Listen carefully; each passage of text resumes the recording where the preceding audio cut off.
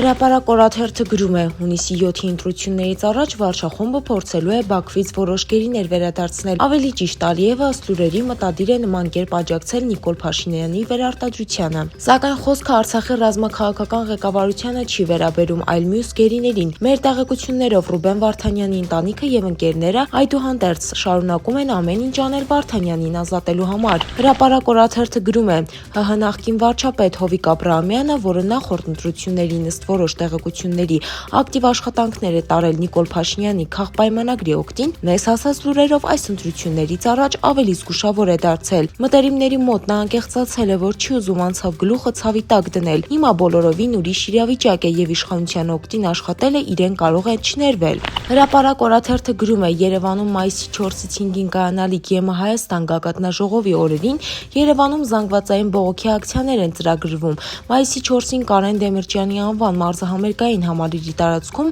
որտեղ կայանալու է գագաթնաժողովը, ակցիաներ կկայանան ի պաշտպանություն հայ գերիների արցախահայերի վերադարձի իրավունքի։ Բողոքի ակցիան ծրագրել են իրականացնել անհետ կորածների, գերիների հարազատները, արցախցիներ, հասարակական կազմակերպությունների եւ տարբեր ընդդիմադիր ուժերի ներկայացուցիչներ։ Ակցիա է նախատեսվում նաեւ Գյումրիում, ուր մայիսի 5-ին այցելելու է Ֆրանսիայի նախագահ Էմանուել Մակրոնը։ Բողոքի ակցիայի մասնակիցները փորձելու են հանդիպումներ ունենալ եվրոպացի հյուրերի հետ, նրանց նամակներ փոխանցել։ Հրապարակ օրաթերթը գրում է, նախորդին հայտնի դարձավ, որ Նիկոլ Փաշինյանի գլխավորությամբ անվտանգության խորհրդի նիստ է տեղի ունեցել։ Իշխանական կուլիսներից տեղեկացանք, որ նիստում քննարկվող հարցերից մեկն էլ եղել է Հայաստանում հեռարձակվող ռուսական ալիքների, ինչպես նաև տելեգրամյան հարթակների փակման հարցը։ Հրահանգ է իջեցվել խոշորացույցով հետևել այդ ալիքներով Հայաստանի Հանրապետության եւ հատկապես իշխանությունների վերաբերյալ տարածող տեղեկատվությանը եւ թույլ չտալ իրենց դեմ հակաքարոզչություն։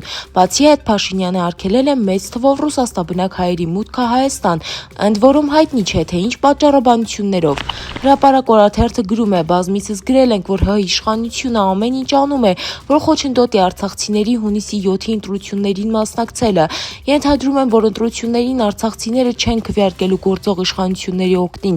Անձնագրային ծառայությունները, որոնք ենթարկվում են ներքին գործերի նախարարությանը, հիմնովին լծվել են այդ գործին։ Խմբագրություն դիմաց հերթական արցախցին մեզ ասաց, որ 4 ամիս առաջ է փաստաթղթերը հանձնել անձնագրային բաժին։ Վերջապես Հայաստանի Հանրապետություն անձնագիր ստանալու օր է նշանակել եւ այդ օրը հունիսի 10-ն է։